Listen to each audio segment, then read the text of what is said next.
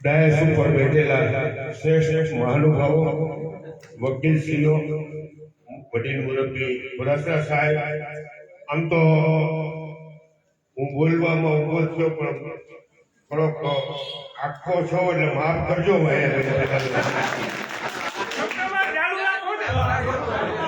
એમાં ઘોડાસા સાહેબની હાજરીમાં બોલવું એટલે મારા માટે દુઃખ થાય, પણ સવાલ એ છે આ છોકરાઓ ત્રાસવાદી હતા, આ ચોરી કરવાની હતા, તો શેના કેસ કરતા શેનો આપણે આજે આપણે આનંદ ઉઠવી? એક માગણી હતી મારા સમાજ માટે. આ દીકરાને એમ લાગતું હતું કે અમને અનામત કેમ નહીં, એનું આંદોલન હતું. અને એ આંદોલનમાં જે કેસ ઠોકી ગયેલા હતા એમાં આપણે આજે નિર્દોષ છૂટ્યા છે, એનો આપણે આનંદ મનાવી ગયા. કમનસીબ છે આપણા. ભલે જે વકીલ સાહેબોએ બધાએ મહેનત કરી અને આ છોકરાઓને નિર્દોષ જણાવ્યા, એ બધાનો આભાર માનું. પણ મારા મિત્રોએ હમણાં વાત કરી હિન્દુ સમાજની, આપણે બીજી દીકરીઓનું રખડવું રાખવા, આપણી દીકરીના સરઘસ નીકળે અને આપણે ગામની દીકરીઓને રાહ જોવાની. સવાલ આખું ખોલો, આખું સમાજ સંગઠિત હશે તો 100% ગમે તે છૂટશે. અને કોઈના બાપની શરમ વગર કહેવાની ટેવડ હોવી જોઈએ કે મારો સમાજ વ્યાજ વટાથી ત્રાહિમામ પોકારી ગયો હતો. એની સામે મનોજ પડાલાને ધન્યવાદ આપું છું કે મોરબીમાંથી કદાચ 50 કરોડ રૂપિયા બચાવી લાવી. ભલે હું પણ પગોર્યો અને તો છે આવવાની જરૂર છે.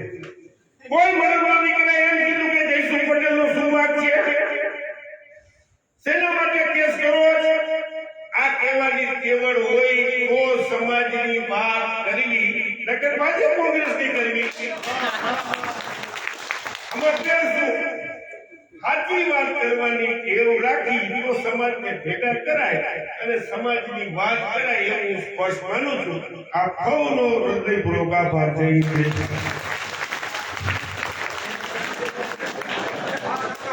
લલિત કાકાનો ખૂબ ખૂબ આભાર, ધન્યવાદ. એવા જ જ્યારથી આપણે 2015માં આપણું પાટીદાર અનામત આંદોલન શરૂ થયું ત્યારથી સમાજ માટે કંઈ મેળવવાની ભાવના સાથે જેમણે રાત દિવસ જોયા વગર સમાજ માટે ખૂબ અથાગ મહેનત કરી છે. એક વાત કહેવાની રહી ગઈ, આ ખાઈ પીને અંગે શકુની એના જેવું થયું. આ છોકરા ઉપર કેસ થયા, ધારાસભ્ય અમે થઈ. ખરેખર આપણે કાકાને ધન્યવાદ આપીએ કે જે પરિસ્થિતિ સહજ છે એને સ્વીકારી લેવી, પછી પોતાની હોય તે ભલે, સમાજની હોય તે ભલે, સહજ પરિસ્થિતિને સ્વીકારવી એ એક ઉત્તમ ઉદાહરણ છે. ફરીથી ધન્યવાદ. એટલે આપણે વાત કરતા હતા કે એની પહેલા પણ અનેક સમાજ માટે કાર્યો કરેલા જ છે, પણ જ્યારથી અનામત આંદોલન શરૂ થયું ત્યારથી અત્યાર સુધી સતત જે સમાજ માટે કંઈક ચિંતન કરે છે, સમાજ માટે જેની કંઈક લાગણી છે, એવા શ્રી મનોજભાઈ પનારાને વિનંતી કરું કે આવો મનોજભાઈ આજના કાર્યક્રમને અનુરોધ અને ગુંડાગીરી અને સામાજિક એકતા આ બે મુદ્દા ઉપર તમે અમારા યુવાન મિત્રોને ખાસ માર્ગદર્શન આપશો. શ્રી મનોજભાઈ પનારા. બોલો બાપણ માત કી. આજે આયોજકે છે ને મારે જોખમ લીધું. તમને બધાને ધન્યવાદ, કારણ કે આ પ્રકારનો કાર્યક્રમ કરો ને મારી હિંમત વાલે કાકા. પણ સંદીપભાઈ, ભૂપતભાઈ, વિજય, કાસુંદરા, હિતેશ, આ બધા મિત્રો નામ લો એટલે ભોળા છે. રાત દિવસ 5 વર્ષ ભેગું કામ કર્યું છે, એટલે ખૂબ લાગણીથી જોડાયેલા છે. એમ કે નાના ભાઈથી પણ વધારે અને મને મોટા ભાઈથી વધારે પ્રેમ કરે છે. અહીંથી નીકળ્યા હોય તો 2-4 મિત્રોને મળ્યા વગર જાય નહીં, તે તમારો રોડ ઉપર જ હોય. એટલે આ બધાને એટલે ધન્યવાદ આપું છું કે તમે છે ને બહુ સારો ચીલો ચીલો છે. તમે બે આજે કઠણ કામ સરપંચ એક તો લેવા દેવાનું ભેગું સંમેલન અથવા તો કાર્યક્રમ બહુ ઓછો થાય છે અને તમે તાકાતથી આ કાર્યક્રમ કર્યો એ બદલ તમને ધન્યવાદ. નહીંતર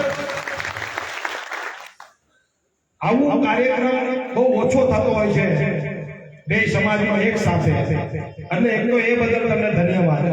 અને બીજો તમને ધન્યવાદ એ માટે કે અહીંયા તમે બધાય ભાજપ કોંગ્રેસ વાળા ભેગા રહ્યા છે, એટલે આ અઘરું કામ છે.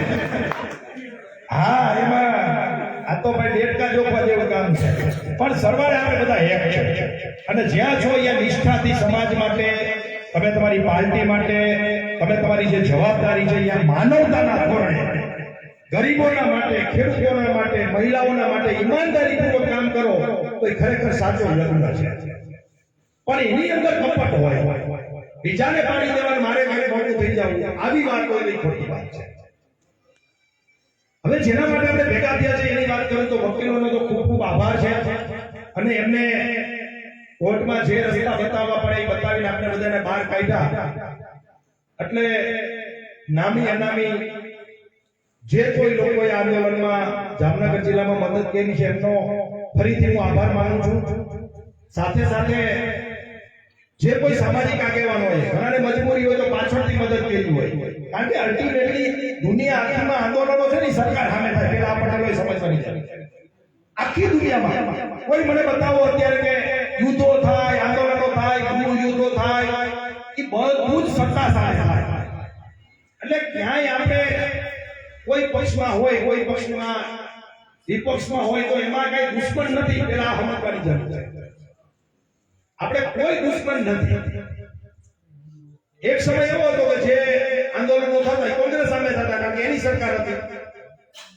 અત્યારે કઈ વિપક્ષ પાસે માગી તો મળે, એની પાસે કઈ નથી તો આપણે શું આપવાના? એટલે હંમેશા આંદોલનો અને માંગણીઓ, અને આંદોલન છે ને એ નેતાઓની જનની છે.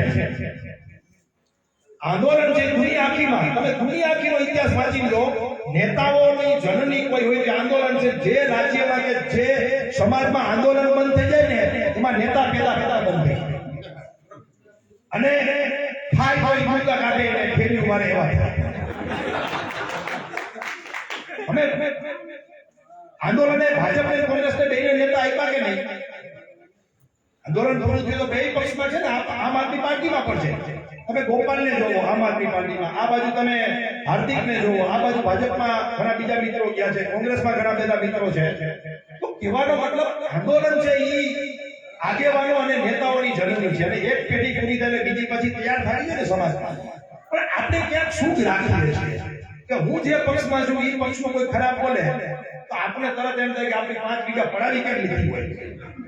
આ બંધ થવું જોઈએ. અને હું હંમેશા માટે દાખલો દઉં છું કે મહાભારતનું યુદ્ધ ચાલતું હતું ત્યારે કોઈ આવીને કીધું કે કૌરવની છાવણીમાંથી દુર્યોધનને ઉપાડીને હામે વાળા વયા ગયા છે, બીજા કોઈ રાજ્યના લોકો. એટલે આપણે હવે પાંડવોને આવીને એમ કીધું કે આપણે લડવું નહીં પડે, દુર્યોધનને જ ઉપાડીને વયા ગયા છે બીજા રાજ્યવાળા. ત્યારે યુધિષ્ઠિરે એમ કીધું સાહેબ જેવા વડીલ કે ભાઈ આમ લડી ત્યારે 100 અને હવે 5 છે, પણ ત્રીજો કોઈ આવે તો 105 છે. મારું એવું સ્પષ્ટ માનવું છે કે આપણે બધાય પ્રગતિ કરી હશે પણ પોલિટિકલી આપણે જીરો છે. હું સ્પષ્ટપણે કહું છું કે બધા જ પ્રગતિ કરી છે પણ પોલિટિકલી આપણે એકદમ જીરો છે. અરે કોઈ નાતીનું નામ નથી લઉં પણ મોરબીમાં શું થાય છે ઉદાહરણ દઉં. ભાજપમાં 4 લોકો નગરપાલિકા લડતા હોય, કોંગ્રેસમાં 4 લોકો નગરપાલિકા લડતા હોય. બંનેમાં એક જ્ઞાતિના બબે હોય બે ભાઈ. ઈ સમાજ એટલો હોશિયાર કે ચારેય જીતાડી દે. સમજાય છે મારી વાત તમને? એટલો પોલિટિકલ યુઝર કે બે ભાજપમાંથી જીતે અને બે કોંગ્રેસમાંથી જીતે. અહીંયા આપણે કઈ વિચારવાનું જ નહીં ને. બધી જગ્યાએ પાર્ટી નો હોય કેટલો હોય, બધી જગ્યાએ. અરે હવે બીજી વાત કરી છે, જવા દો.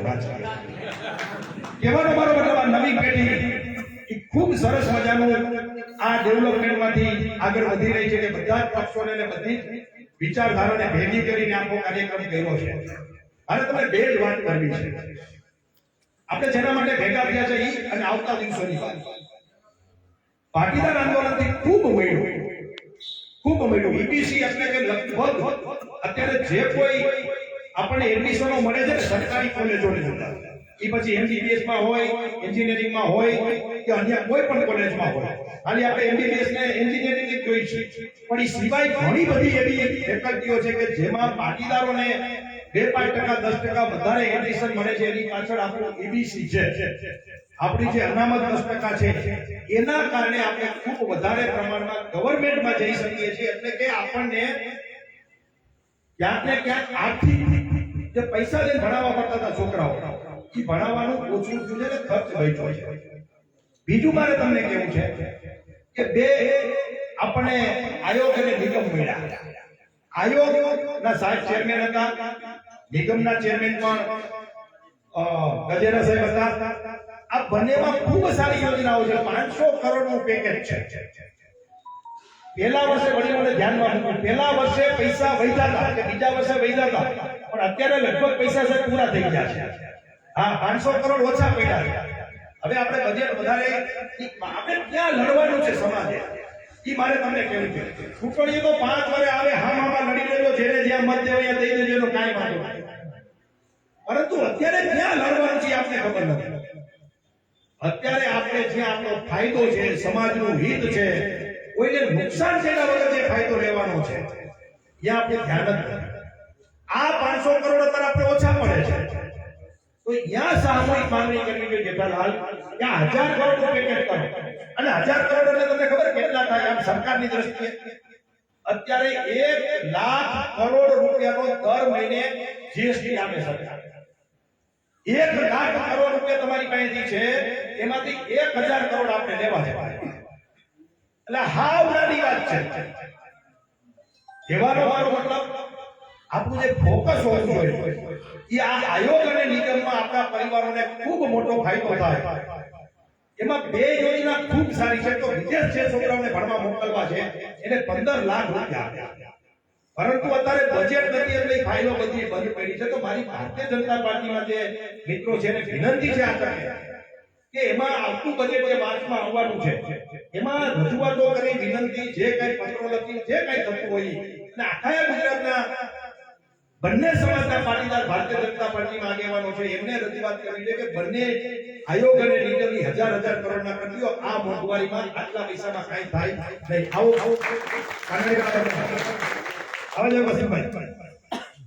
બીજું મિત્રો, મારે તમને બીજું ધ્યાન દેવું છે.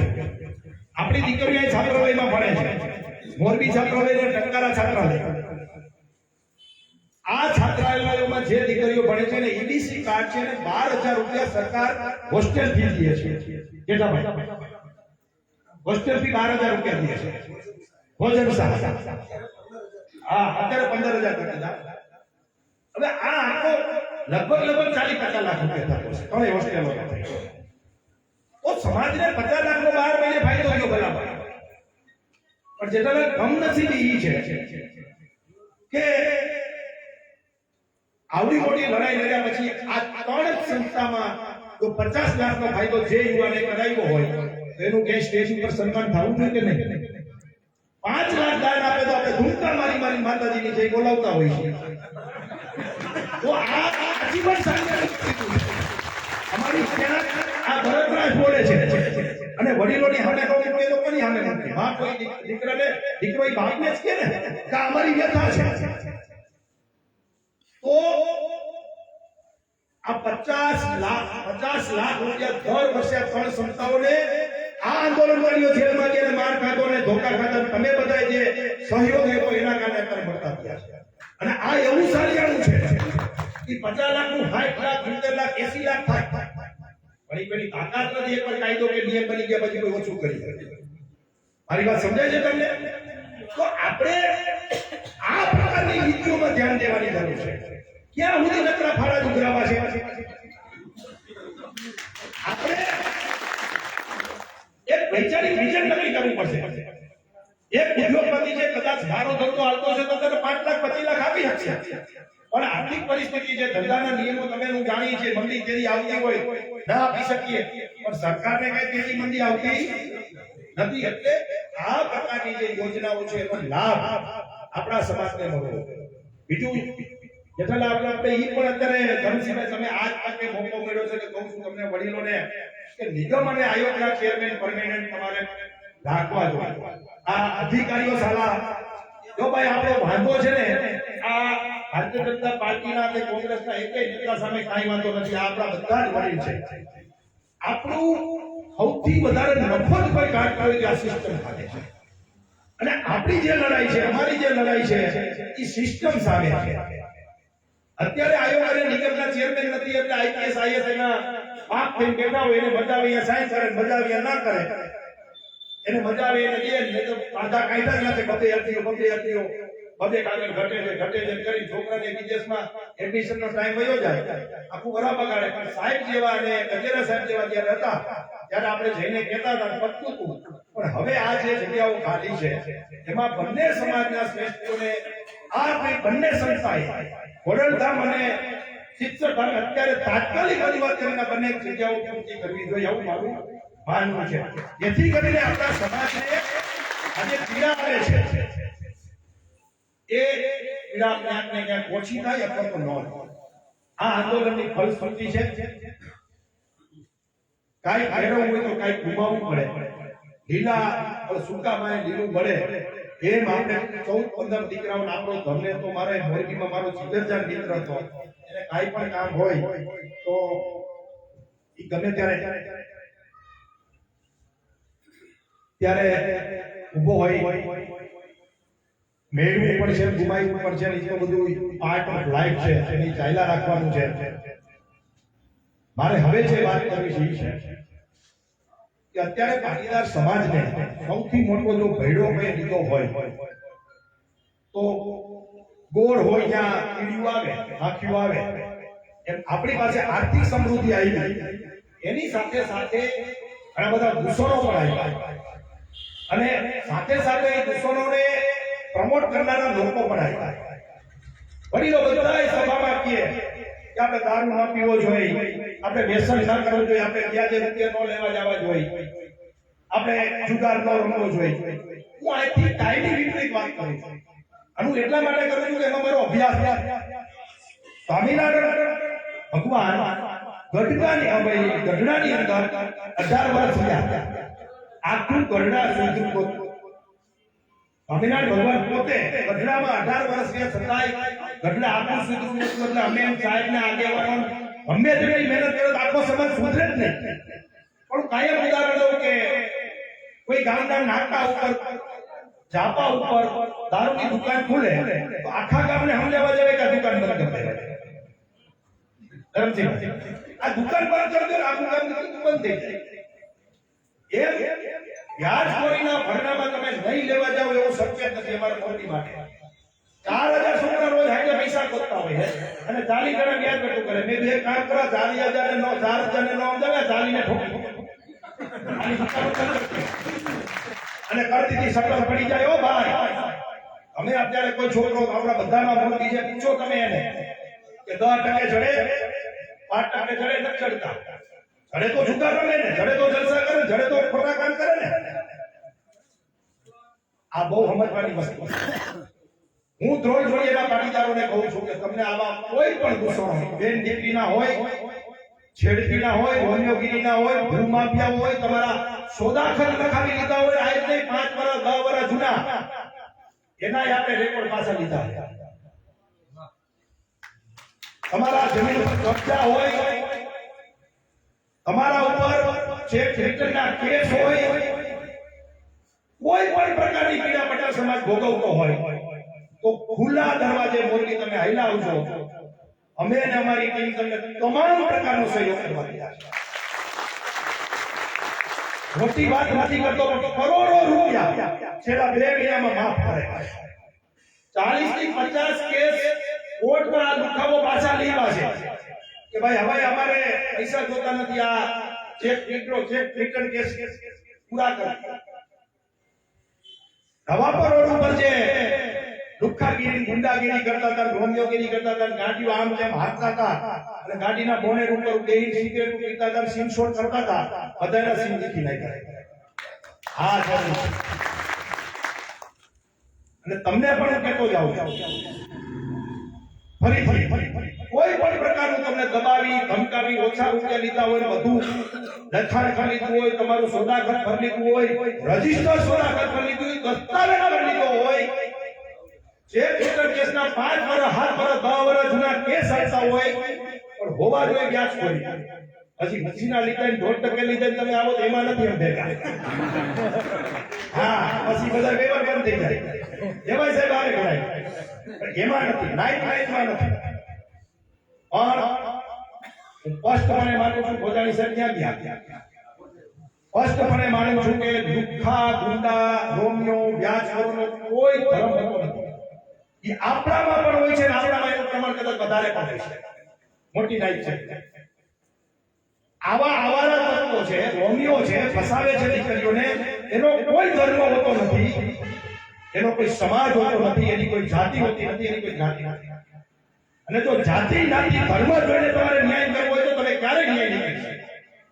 મેં મારા હાથે પડાના પરિવારના છોકરા પર એફઆઈઆર લખાવેલી છે અને મેં મારા હાથે પટેલના 15 છોકરાઓ પર 2 મહિનામાં એફઆઈઆર લખાવેલી. અમારે અહીંથી ચાલુ કરવું પડે તો તમે બીજાને કહી શકો. પણ આપણા માપદંડો બદલી ગયા છે. જો કોઈ બીજા ધર્મનો માણસ કૃત્ય કરે તો આપણે રેલીઓ કાઢી, અને આપણો છોકરો એક પ્રકારનો ગુનો ને એક પ્રકારનું કૃત્ય કરે તો આપણે મન થઈ જાય આ ન્યાય નથી. તો આપણી આ દોગલી નીતિ છે, તો આપણી આ રાજનીતિ છે. કોઈ પણ સમાજમાં હોય, કોઈ પણ માણસ ખોટું કરે, એ કોઈ પણ હોય, એની સામે ખુલ્લા અવાજે ખુલ્લી છાતીએ બોલવું પડે કે તમે ખોટા છો, આ પૈસા દેવાના નથી થતા, અને આ લીધા એના કરતા વધારે ચૂકવી દીધા છે, અને મીઠા મારો ને તો પોલીસ ફરિયાદ કરવા તૈયારી છે. આ પ્રકારની તમારે જો તાકાતથી કામ કરવું તો જ સાચા અર્થમાં કામ કરી શકાય. બાકી આપણે બીજા હોય તો સિંહ થઈ લડાઈ કરીએ અને આપણા ઘરમાં ક્યાંક હોય તો આપણે મૂંગા રહીએ તો આ ખરેખર ન્યાય નથી. ઘણું બધું કોઈ તો ઘણું બધું કહેવાય એમ છે. લગભગ સમય થઈ ગયો છે. મારે તમને છેલ્લે એક જ વાત કરવી છે કે કળિયુગની અંદર સામાજિક એકતા એ જ સૌથી મોટો ભગવાન છે. તમે ખાલી દર મહિને ભેગા થાવ ગ્રહણ જોડે અને થોડુંક શરૂઆતમાં આમાં પેન ઉપડે એટલે દબા ભટકાય કરી હે ભેદ ભટકાય છે. પેલી મિટિંગમાં જાજો ભટકાય કહેવાય છે ઉપરો નીકળી જાય મારા દેવાનો. પછી ધીરે ધીરે જેમ સ્પીડ ટ્રેન પકડી લે પછી એમ એક જ અવાજ આવે આખા સમાજમાં, જય સરદાર જય બાબા. એટલે તમે દર મહિને એકત્રિત થાવ, ઓછા આછા થાવ, કોઈ મોટા ગામમાં ભેગા થાવ. આપણે કોઈ જ્ઞાતિ વિરુદ્ધ નથી, કોઈ સમાજ વિરુદ્ધ નથી, કોઈ ધર્મ વિરુદ્ધ નથી. આપણે માત્ર ને માત્ર આપણી રક્ષા કરવી અને સિસ્ટમને બરાબર કામે લગાવવી. અને ઘણા મિત્રોએ કીધું તમારું નામ શું, તો હું એમ ઈચ્છું છું કે વારવા વાળો બરાબર વારે, ક્લાર્ક બરાબર 8 કલાક કામ કરે અને કલેક્ટર જે છે એની જવાબદારી પૂર્વક એનું કામ કરે. આપણે સિસ્ટમ સામે લડીએ છીએ, નહીં આપણા નેતા સામે કે નહીં આપણા આગેવાન સામે. ક્યાંક ને ક્યાંક દુઃખની વાત છે કે આપણે ઝઘડો હામો કરી નાખ્યો આગોજીભાઈ. એટલે આપણો ઝઘડો કોઈ સંસ્થા સામે, કોઈ આગેવાન સામે, કોઈ સત્તાધારી પાર્ટીના લીડરો સામે નથી. આપણો લડાઈ જે છે એ સિસ્ટમ સામે છે. અને તમે બધાએ જે પ્રકારે આજે બધાને ભેગા કર્યા છે એ બદલ ફરીથી ખૂબ ખૂબ આભાર. અસ્તુ. જય હિન્દ, જય ભારત.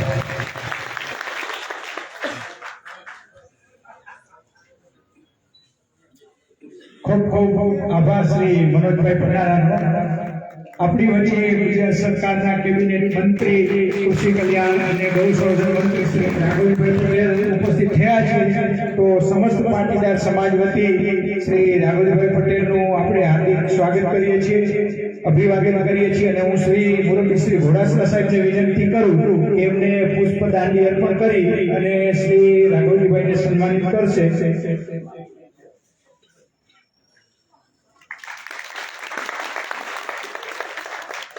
ખૂબ ખૂબ આભાર, ધન્યવાદ. હવે મુરબ્બી શ્રી ઘોડાસરા સાહેબને વિનંતી કરું કે આજના આપણા કાર્યક્રમને અનુરૂપ સર્વને માર્ગદર્શન આપશો. શ્રી ઘોડાસરા સાહેબ.